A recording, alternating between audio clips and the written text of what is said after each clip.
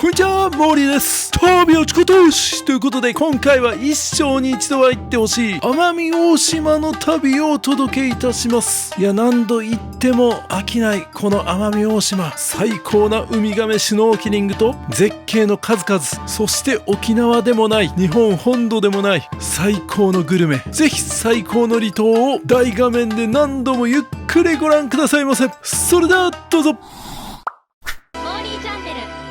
奄美大島は人口約6万人、奄美群島で一番大きな島です。2021年7月に徳之島や沖縄とともに世界自然遺産に認定されました。奄美ブルーと言われる透明度の高い青く美しい海はもちろん魅力的ですが、国内2番目の規模を誇るマングローブ原生林や亜熱帯広葉樹が広がる山々など壮大なスケールを誇ります。1000年以上も昔から続く島唄は奄美大島独特で見逃せません。世界三大織物である大島紬も世界で唯一の染色方法泥染めで有名な奄美大島の伝統工芸、見どころが満載です。奄美大島やってまいりました。やっぱりこう島に来るとね、ちょっとワクワクする感じありますね。奄美諸島が世界文化遺産だったかな。来ました、クロウサギレンタカー。それではね、今回アクアを借りましたんで、早速京阪をね食べに行きたいと思います。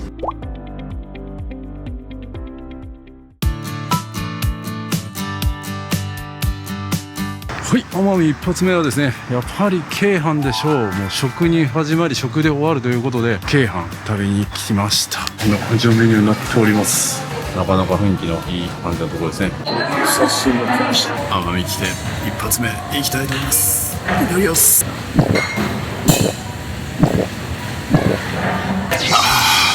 まっ。早く本物も飲みたい。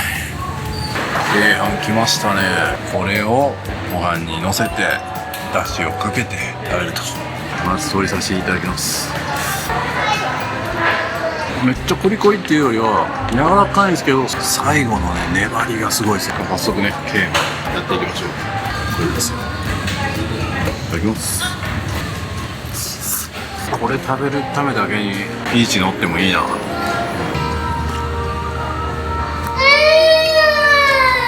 供も泣くうまさですね。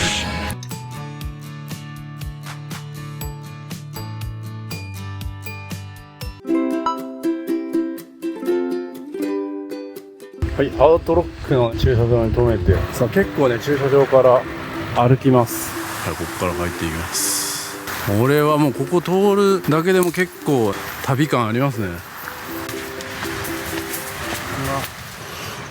どこだどこだ、すぐにあるんかなと思ったけど、どこ、本当あんのこれ。なんとですね、ハートロックがもう全然見当たらないなと思って、もうちょっとね詳しく調べてみると、なんとですね、潮が干潮の時に現れるらしいんですよ。で今ね満潮なんですよ。全く真逆の時に来て、いやもう今笑ってる皆さんも満潮時に来たことあるかもしれないじゃないですか。今もね観光客が来てます。だからみんな勘違いしてるんですよ。僕はねその失敗をあえて皆さんの代わりにしておきました。だから皆さんはちゃんと干潮時に来てください。で次の干潮は明日の8時ですね。これ見に行きたいと思います。悔しい、めっちゃ歩いたのにどういうことやねん。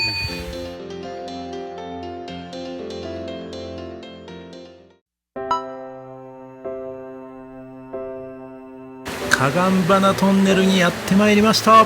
本当はねトンネルの間を夕日が通ったりするんですけど、素晴らしい夕日を見ることができておりますね。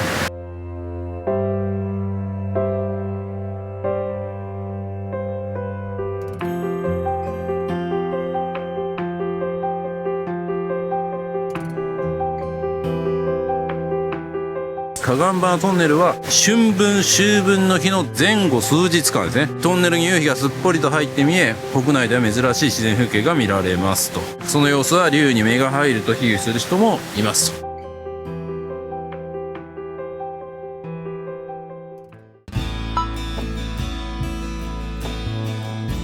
こちらが今日のねゲストハウスです。はい、今日泊まるねゲストハウスはこちらになります。個室を用意していただいてすごいありがたいですね。もう今自転車で行きますね。はい、奄美大島のね繁華街にやってまいります。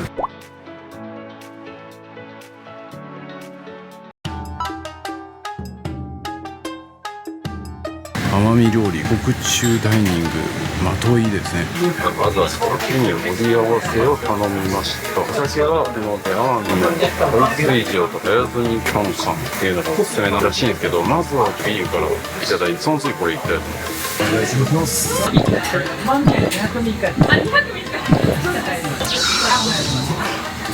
ただきます。当時のうまさでね、お店のレベルが上がります。ホシレンコダイというお魚になってます。で、赤身のお魚がキハダマグロになっております。アマダイというお魚ですね。こちらの三大高級魚のマクブというお魚ですね。ウンギャグマツというお魚。赤ウルメというお魚になります。ソデイカと島ダコ、そしてヤコウワイのお刺身ですね。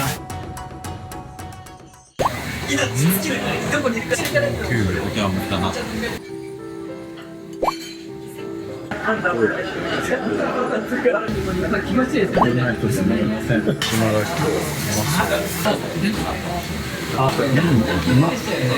してもずくの天ぷら。めっちゃもちもち。同じエビでもね、呼び方が変わるだけでうまそうに感じる。サクサクでめっちゃうまい。ありがとうございました。ありがとうございます。あ、ここか。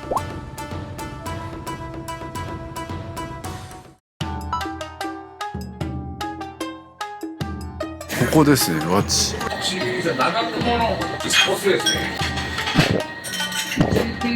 みやすいから危険もあります。うまい。鶏もも、ベーコン、これカマンベールチーズ、こちら卵、今日ハマダイっていう地元の魚を燻製します。購買いただきます。ああ、燻製うま。はい、次もね、またおすすめいただいたバーに行ってみたいと思います。はい、3軒目はですね、バーにやってまいりました。寺地みかん。はい、機械島。あ、機械島のみかんで、寺地っていう集落でしか取れないみかんです。で、その集落にも行っていただきたい。座長も。はい。寺地みかん。みずみずしい。後味がすごいすっきりしてる。やっぱりね、ハートロックは見ておかないといけないということで、昨日のリベンジをします。おはようございます。干潮の時間にちょっと過ぎてますが、おそらくハートロックは見えるでしょう。昨日に比べてやっぱり引いてますね、潮が。お、あれか。ありますね。ハートロック出てて。来たー、ハートロック。これです。ハートロック。確かにハートですね。これでここまで有名にしたってのはさすがです。それぞれがね、なんか水槽みたいになってて、本当に美しいですね。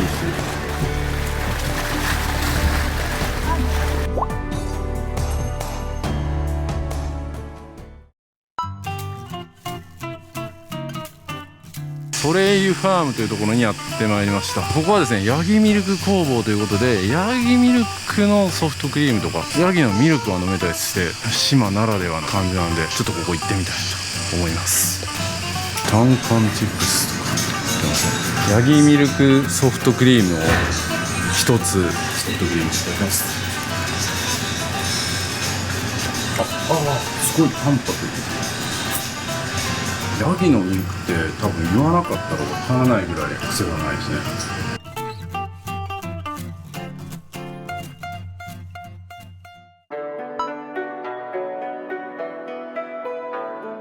はい、綾丸岬というところにやってまいりました。ここ奄美10景、新鹿児島100景の一つということでね。そしてこの綾丸岬結構なんかいろいろあるみたいですね。この辺も島らしくていいですね。おー、いいじゃないですか。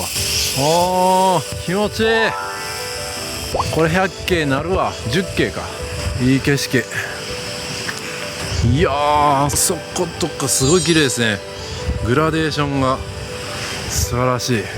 こっち展望台があります。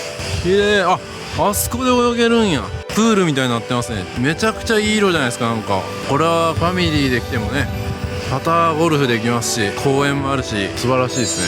それぞれの島でね、やっぱり特徴的な景色がありますね。お気づきの方は気づいたと思うんですけど、着るリュックを着てるのでね、手ぶらで移動してるんですね。こ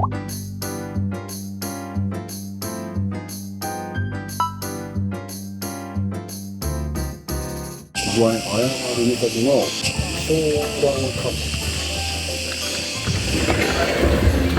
島のカニラテとかありますね。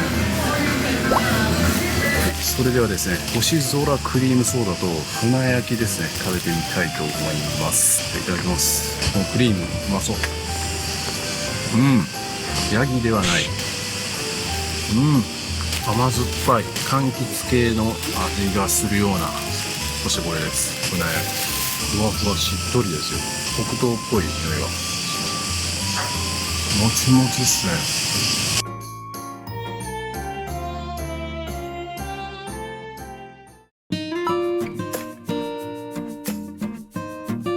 ちゃんとこう水道とかも用意されてるんで、ここで泳いでも安心ですね。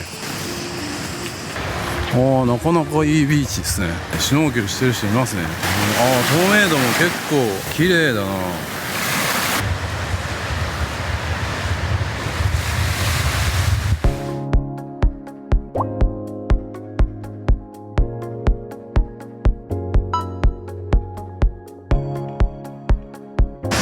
はい、島豆腐高野というところにやってまいりましたよ。島豆腐屋というこれですかね。これが食べ放題。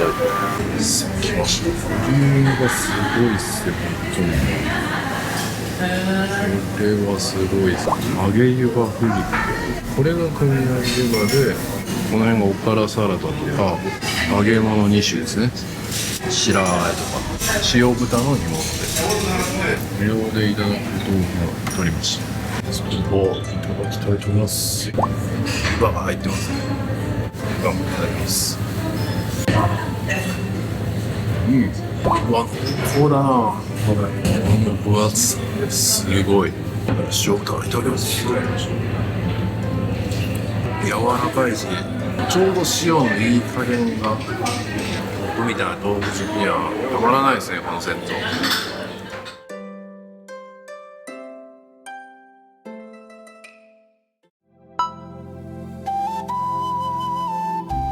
はい、宮古崎というところにやってまいりました。ここはですね、セゴドンロケ地ゆかりの地を巡る旅ということで、東シナ海に突き出た岬で、海岸も透明度が高くサンゴ礁が広がっているということで、どんな景色なんでしょうか。楽しみです。行ってみましょう。そんな歩くんや。ようやく3分の1ぐらい歩いてきました。この辺が奄美大島っぽい木ですね。なかなかの絶景が広がってるじゃないですか。西郷さん、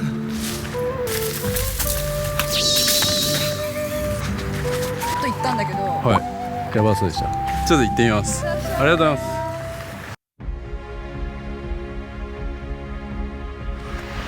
うわ、絶景っすね。これは行っといた方がいいな。ここは死ぬまでに行った方がいい場所じゃないですかね。なかなかの絶景です。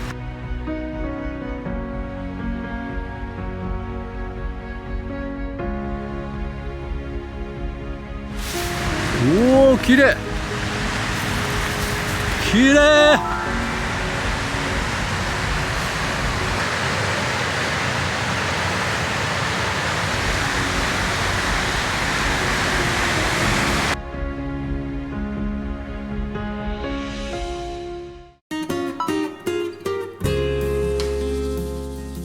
大浜海浜公園にやってまいりました。ここはね、夕日が綺麗に見えるスポットとして超有名なんで、すごくいい色に今日は焼けるんじゃないかなという期待をしております。はい、やってまいりました。ここに座って夕日を眺めるっていうのもいいですね。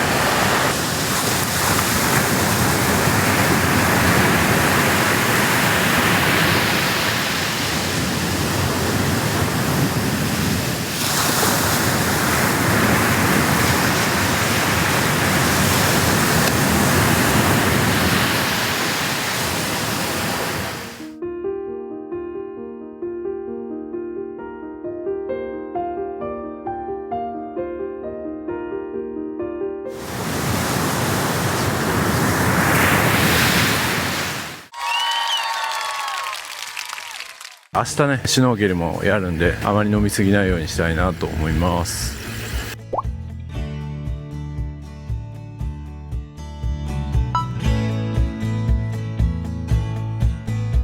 ライオンの穴というお店になります。奄美で昔から飲まれてるのはマンコイですね。マジ？生まれは鹿児島。彼女とかに送るのは何ですか？今日記念日だねみたいな。何がいい？その下文字言うんですよ。奄美の乾杯。なんやろう。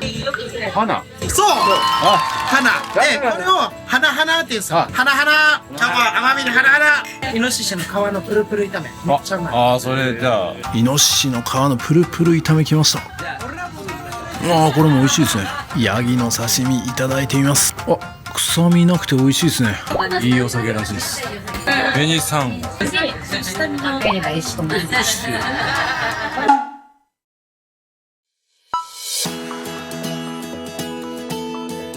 おはようございます。今日はねシュノーケルに行きたいと思っております。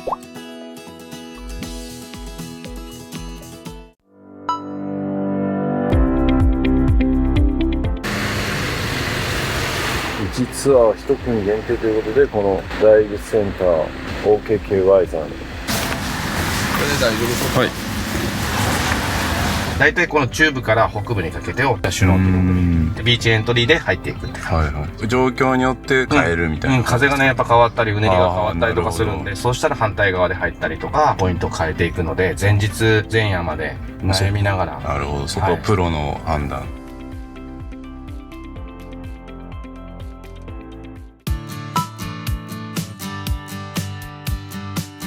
ここビラビーチってとこですね、あそこが今ちょうど潮引いてんで、ほら、ハートロック。よし、じゃあよろしくお願いします。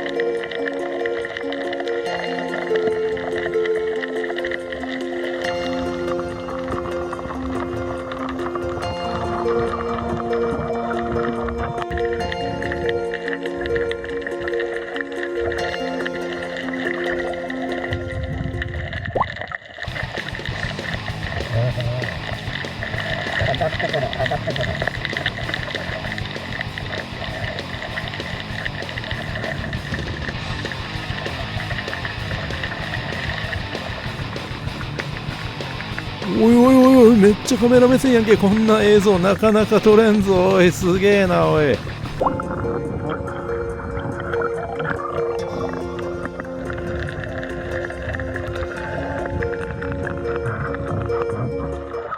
っと、また違う生き物が出てきましたよ。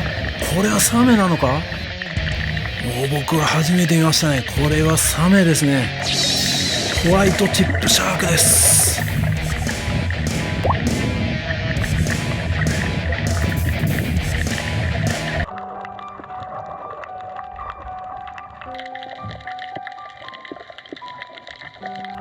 ウミガメにまた出会えたと思ったら、おいおい、ウミヘビまだおるんかよ。勘弁してくれよ。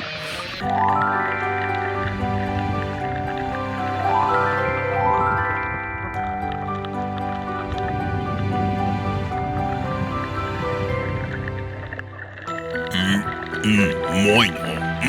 うまい。なんかあったけどな。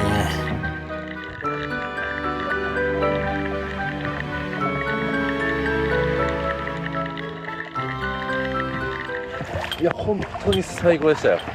もう盛りだくさんでね、ウミガメ、ウミヘビ、サメこんなん見たこと初めてですね。しかも冬も楽しめるとのことなんで、むしろ冬の方が綺麗ね。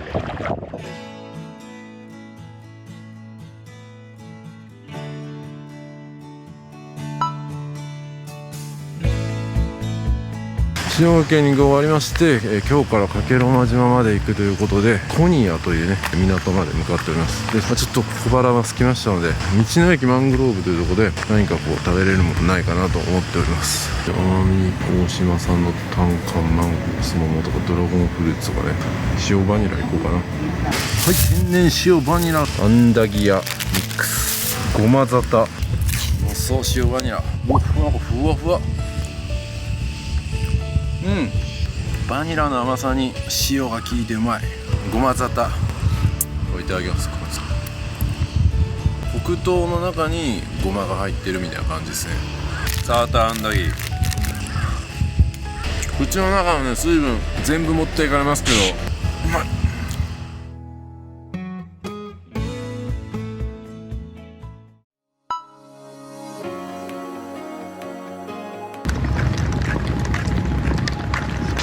佐藤中の駅です。北風寮で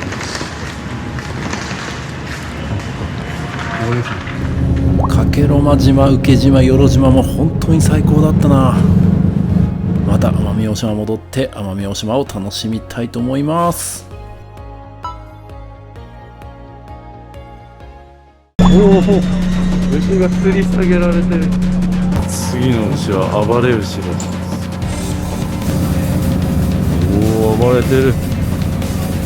まさかの座り込んだ。またレンタカーを借りに向かいます。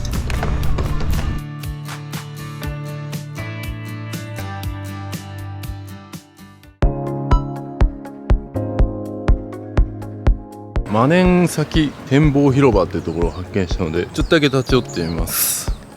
いや、風が気持ちいいですね。暑すぎず寒すぎずいい感じです。おお、綺麗ですね。おお、美しい。わあ、泳ぎたくなるような綺麗な海です。加計呂麻島がね見えてますね。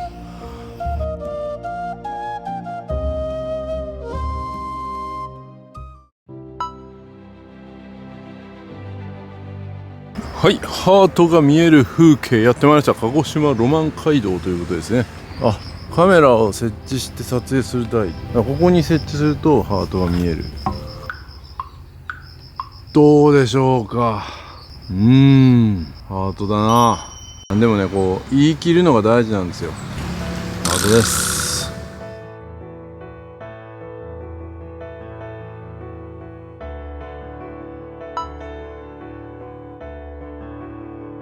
穂星海岸にやってまいりました。その穂星海岸の特徴はきつい波にね打たれて石がどんどん削られてまん丸になってるんですよ。この玉石は無断で持ち出しできませんと。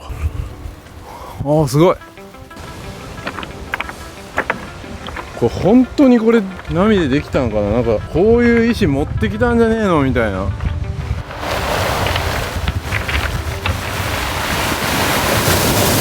すごい音がする。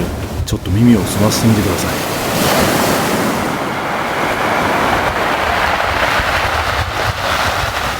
削られてどんどんね丸い石が作られてるんですね。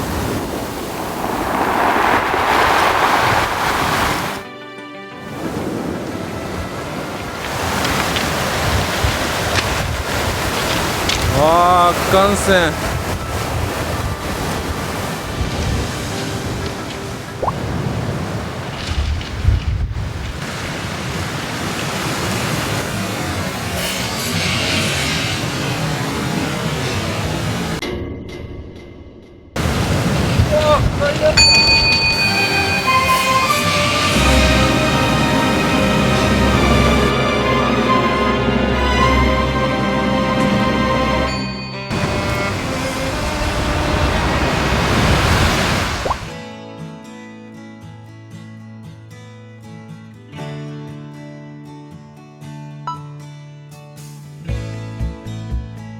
はい、こちらヤドリ浜ですね。この星海岸とは違って穏やかな波になっておりますので海水浴にぴったりな感じですね。透明度もね曇っててこれぐらいなんで綺麗だと思います。海をね眺められるおしゃれなホテルもありますね。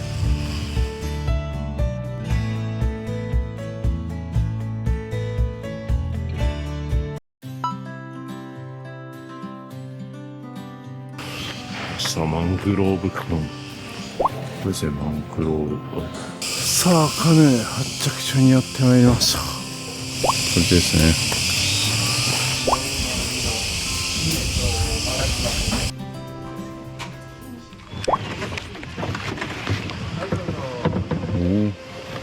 し、そうしましょう。どんどん遅れを取っていきます。撮影してますからね、しょうがない。透明度も綺麗です。宮崎のね、高千穂峡でもカヌーを経験しましたけども、これもいいですね。すごい透明度ですね。この干潮の時間帯にしか見れない龍馬年期と呼ばれる感じですね。貴重な生き物を見れるのがね、この奄美大島の魅力ですよね。カニ以外カニ以外にこう水たまりの近く見ていただくと、ぴょんぴょん飛んで移動する南飛びハゼと呼ばれるハゼがいます。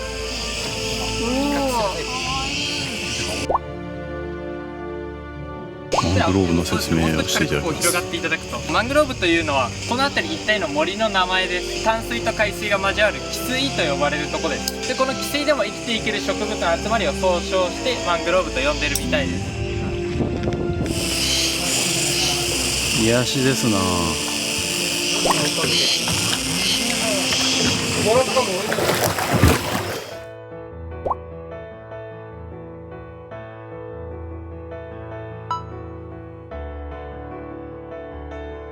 マングローブパークから約3分ぐらいですかね、奄美薬膳紬庵というところを見つけました。薬膳そばセットでいいですね。来ましたね。農薬栽培の手間ふわ島あざに透明さの3種を練り込んだ自家製麺の奄美薬膳そばですね。鬼おろし山芋とオクラの南勾配あえで、こちら島ふわ半玉透明層入り薬膳かき揚げ、こちらトロトロ煮込んだ黒豚軟骨、このお店のおすすめになります。温泉卵、そして島ふわ団子になります。いただきます。あっさりしててちょっと後味にね、薬膳感あってうまい。かき揚げサクサクで薬膳感もあってうまい。そして軟骨プルプルっすね。柔らかい。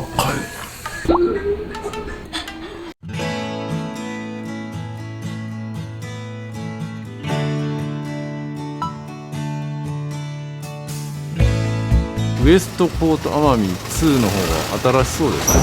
これが部屋になりますね。全然十分です。清潔感あっていいですね。大浴場もあるみたいなんで、しっかりとこう疲れを癒すことができますね。あ、浴室もかなり清潔ですね。トイレも清潔、アメニティも割と充実してて、これはいいですね。このまま飲みに行きますよ。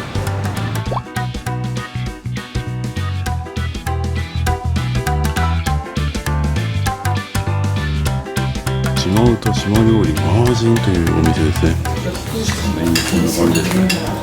それではいただきます。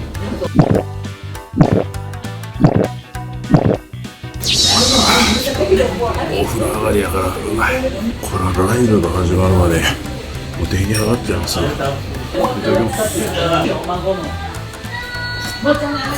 結構固めの感じでチリソースみたいな感じ。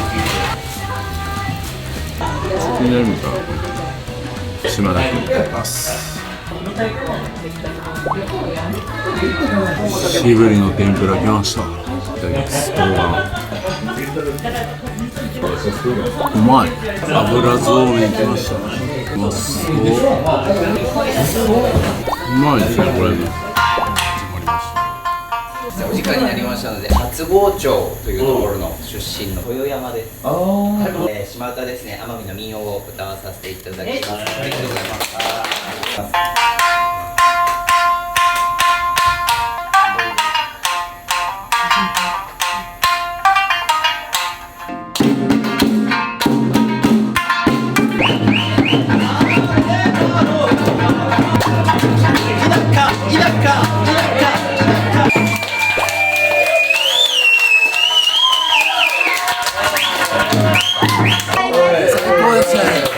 まさかこんな盛り上がった。今日の素敵なご縁に花花花花花花花ありがとうございます。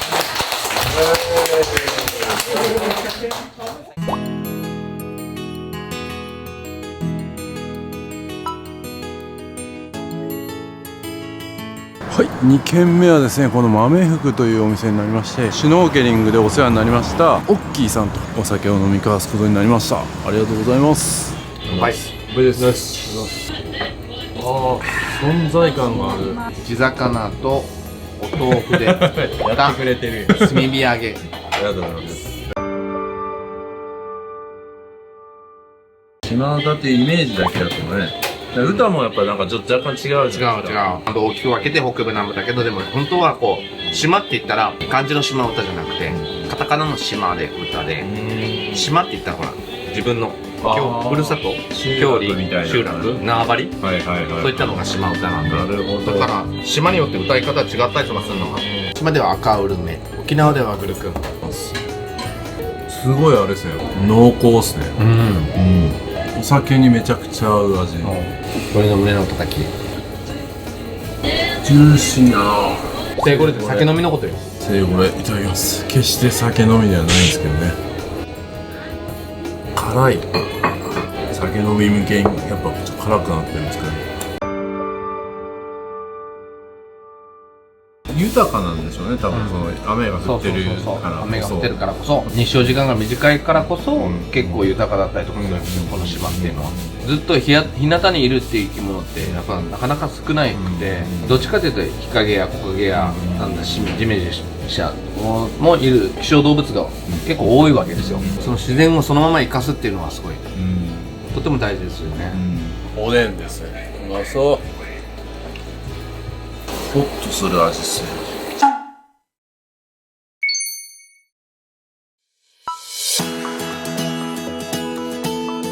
はい、おはようございます。今ですね、朝の10時4分ですね、チェックアウトをしまして、今日は夕方の便で喜界島に向かいたいと思いますので、それまでね、奄美大島の観光をまだ続けたいなと思います。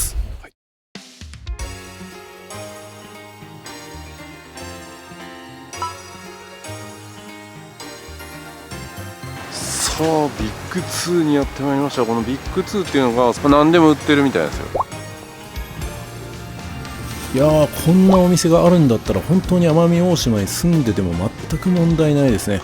全部ここで揃いそう。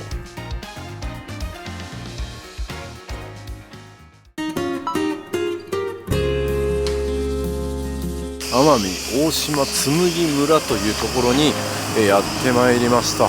裏民将来泥染め体験とかもできます。これが泥染めされたものになりますかね。1300年の歴史を誇るお島紬、着物の布ができるまでをご覧いただきます。左には泥の田んぼがご覧いただきますよ。この泥田の泥で大島紬の糸を染められます。赤褐色の濃い汁ですね。この車輪梅の質でまずは真っ白い糸を染めるんですよ。この泥に鉄分が多く含まれています。なんと大変な作業や。この染色技術は昭和30年代からです。してないのもやはり職人の技ですものね。この模様の糸ができるまでにここまで来るのに10ヶ月。いやー、すごすぎましたね。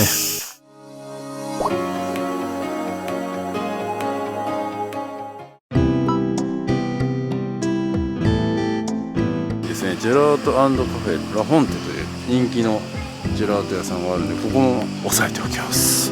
塩とマンゴーとこの黒糖のトリプルでマンゴーからいただきます。めちゃくちゃフルーティー、うまっ。そしてマッシュ、塩バニラ。これもうまいわ。黒糖。これも黒糖だわ。そりゃそうやけど、トリプルちょっと頼みすぎたかなと思ったけど正解ですね。これはペロリと食べちゃいます。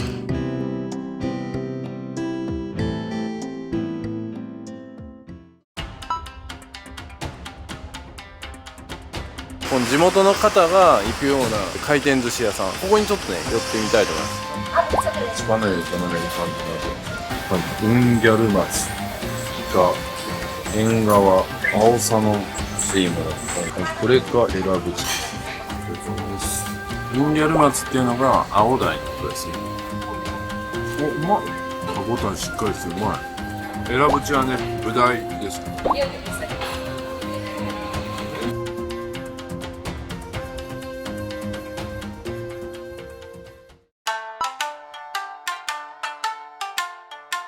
名瀬港の近くにあるこの奄美観光ハブセンターというところにやってまいりました。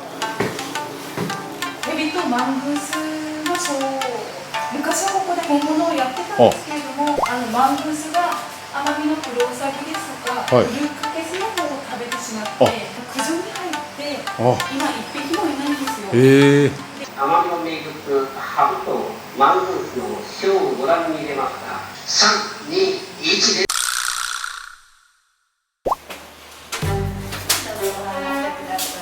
すごいことになってます。こんな塊になるんですね。これが運転しないんで。全然日本でちょっとライトなこと夕方に食べる。すごい。人間もすごいな。商品にしてしまうっていうね。歯は万能薬ですね。身は健康食に、皮は財布に、一匹はお酒。すごい。